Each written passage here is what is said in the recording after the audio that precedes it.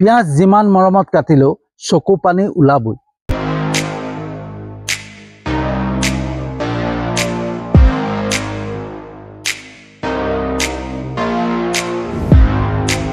Good evening বন্ধুসকল, শুভ সন্ধ্যা।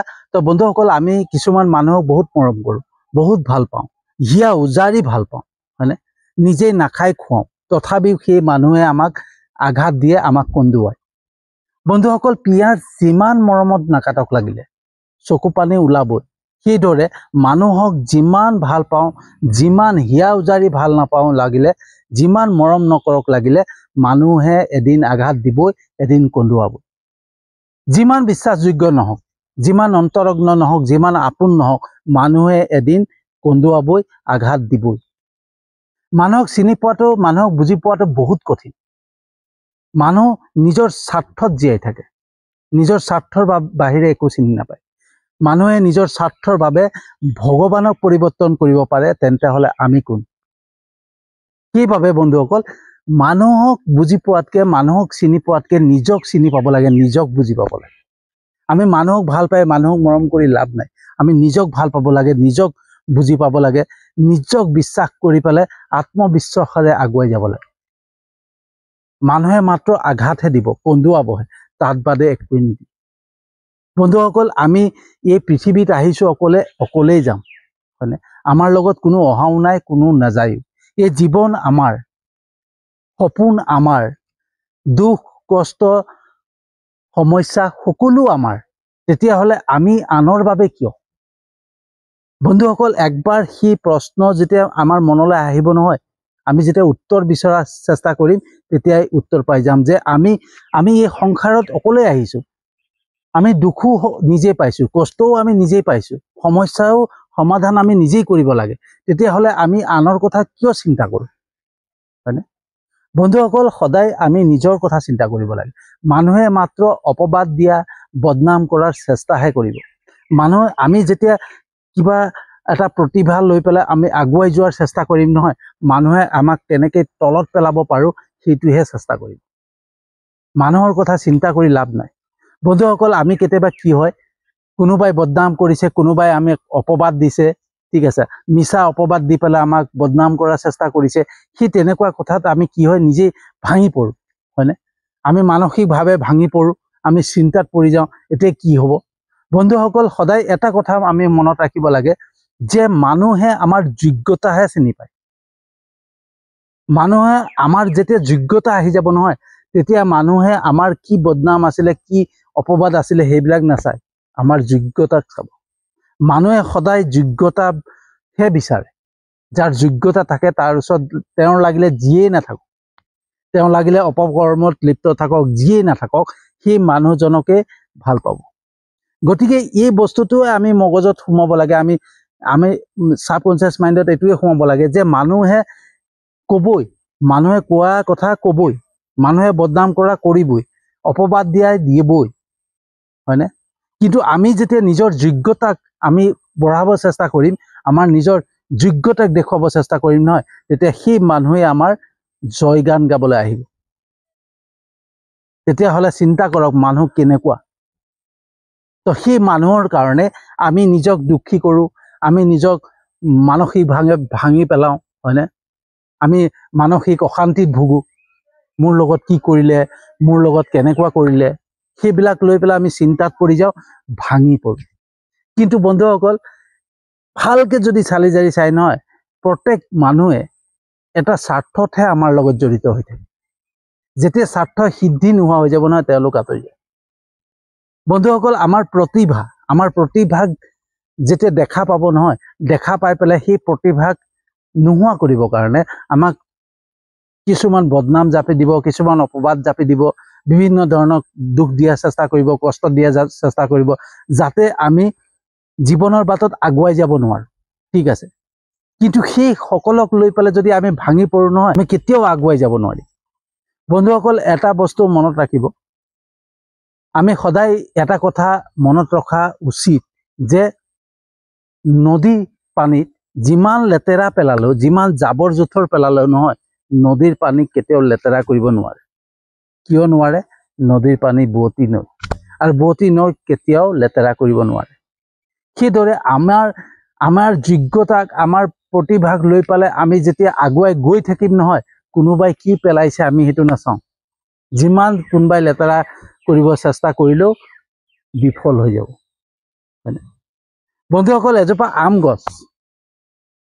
আম গছ, সেই আম গছজোপাত আমেৰে ভৰি পৰিছে। এতিয়া মানুহে সেই আম গছজোপাত দলি মাৰিব ন, 100% দলি মাৰিব। যোনজোপা গছত আম লাগে, যোনজোপা গছত আম থোপা থোপিকে লাগি ভৰি থাকে, সেইজোপা গছতে মানুহে দলি মাৰে। দলি মাৰি মাৰি সেই গছজোপাৰ অৱস্থা বেয়া কৰি দিয়ে, ঠাল ঠেঙুলি চব ছিঙি পাত চাত ছিঙি যায়। তথাপিও সেই গছজোপাই হাৰ নামানে। গছজোপাই সেইটো কষ্ট অনুভৱ কৰি পেলাই ভাবিব পাৰিলেহেঁতেন যে মই কি বুলি জীয়াই থাকিম, মোৰ গোটেই গছ ঠাল চাল ভাঙি দিলে, মোক ইমান লঠিয়াইছে, ইমান দলিয়াইছে, মই ইমান আঘাত পাইছোঁ, মই আৰু এই পৃথিৱীত জীয়াই থাকি কি কৰিম বুলি গছজোপা মৰহি যাব পাৰিলেহেঁতেন। কিন্তু সেই গছজোপা, সেই আম গছজোপা আকৌ দ্বিতীয় বছৰ নতুনকৈ পোখা মেলে, নতুনকৈ ডাল মেলে, তাত পাত হয়, তাৰপিছত তাত আকৌ ফল লাগে, আকৌ আম লাগে। যিমান লদিয়ালেও, যিমান গছজোপাক অত্যাচাৰ কৰিলেও প্ৰত্যেক বছৰে আম লাগেই। সেইদৰে বন্ধুসকল, আমাৰ জীৱনৰ যিখিনি প্ৰতিভা থাকে, আমাৰ প্ৰতিভাখিনিক নাইকিয়া কৰিবৰ কাৰণে, নোহোৱা কৰিবৰ কাৰণে, আমাক প্ৰতিভাখিনিক লৈ পেলাই আগুৱাই যাব নোৱাৰা কৰিবৰ কাৰণে আমাক বিভিন্ন ধৰণৰ কষ্ট দিব, বিভিন্ন ধৰণৰ আঘাত দিব, বিভিন্ন ধৰণৰ অত্যাচাৰ চলাব, ঠিক আছে, বিভিন্ন ধৰণৰ অপবাদ দিব, বিভিন্ন ধৰণৰ আমাক বদনাম কৰাৰ চেষ্টা কৰিব। কিন্তু আমি যদি নিজৰ স্থিতিত থিয় হৈ থাকোঁ, আমি লৰচৰ নহওঁ, তেতিয়াহ'লে আমাক কোনো লৰচৰ কৰিব নোৱাৰে। বন্ধুসকল, আমাৰ যোগ্যতাক বনাব লাগিব। আমাৰ যোগ্যতাক যেতিয়া আমি বনাম নহয়, যেতিয়া মানুহে আমাক চিনি পোৱা আৰম্ভ কৰিব, সেইখিনি মানুহে অট'মেটিকলি কান্দিবলৈ আৰম্ভ কৰিব। যিখিনি মানুহে আমাক অপবাদ দিছে, যিখিনি মানুহে আমাক বদনাম কৰাৰ চেষ্টা কৰিছে, যিখিনি মানুহে আমাৰ প্ৰতিভা দেখি জ্বলিছে, সেইখিনি মানুহে আৰু জ্বলা আৰম্ভ কৰিব যেতিয়া আমি নিজৰ যোগ্যতাক দেখুৱাব চেষ্টা কৰিম। বন্ধুসকল, আমাক যেতিয়া মানুহে অট'মেটিকলি নিজে নিজে চিনি পোৱা আৰম্ভ কৰিব, আমাৰ প্ৰতিভাৰ বলত, আমাৰ প্ৰতিভাৰ দ্বাৰা যেতিয়া মানুহে আমাক বুজি পাব যে এই মানুহজনৰ কিমান জ্ঞান আছে, কিমান গুণী মানুহ, কিমান ভাল মানুহ, সেই তেতিয়া মানুহে অট'মেটিকলি আমাক ভাল পোৱা আৰম্ভ কৰিব। আৰু যিখিনি মানুহে আমাক বেয়া পাইছিলে, যিখিনি মানুহে আমাক বদনাম কৰাৰ চেষ্টা কৰিছিলে, সেই মানুহখিনিয়ে অট'মেটিকলি নিজেই কান্দিবলৈ আৰম্ভ কৰিব। আৰু সেইখিনি মানুহে এদিন আহি পেলাই আমাৰ ওচৰত কাষ চাপিবই। তো বন্ধুসকল, মানুহক লৈ পেলাই আমি কেতিয়াও ভাঙিব নালাগে, আমি নিজকে কষ্ট দিব নালাগে, আমি মানসিকভাৱে ভাঙি পৰিব নালাগে। আমি সদায় ষ্ট্ৰং হৈ পেলাই সেই মানুহৰ মুখামুখি হ'ব লাগে আৰু জীৱনৰ বাটত সদায় আগুৱাই যাব লাগে। এটা কথা সদায় মনত ৰাখিব লাগিব, মানুহে সদায় আমাৰ যোগ্যতাক চিনি পায়, আমাৰ বদনাম কি আছে, আমাৰ অপবাদ কি আছে সেইটো চিনি নাপায়। আমাৰ যেতিয়া যোগ্যতা আহি যাব নহয়, সকলো মোহাৰি যাব। মানুহে বদনাম চিনি নাপায়, মানুহে অপবাদ চিনি নাপায়, মানুহে যিজন মানুহ যোগ্যতা আছে, যিজন মানুহ যোগ্য, সেই মানুহজনৰ ওচৰহে চাপে। এয়াই সংসাৰৰ নিয়ম বন্ধুসকল, ঠিক আছে। তো বন্ধুসকল, কেতিয়াও জীৱনৰ বাটত পিঁয়াজ কাটি পেলে চকু পানী উলিওৱাৰ প্ৰয়োজন নহ'ব। যেতিয়া আমি নিজৰ যোগ্যতাত থিয় হওঁ, হয়নে, তেতিয়া পিঁয়াজ কটা মানুহ আমি বেলেগ ৰাখি ল'ম, কানি থাক, হয়নে।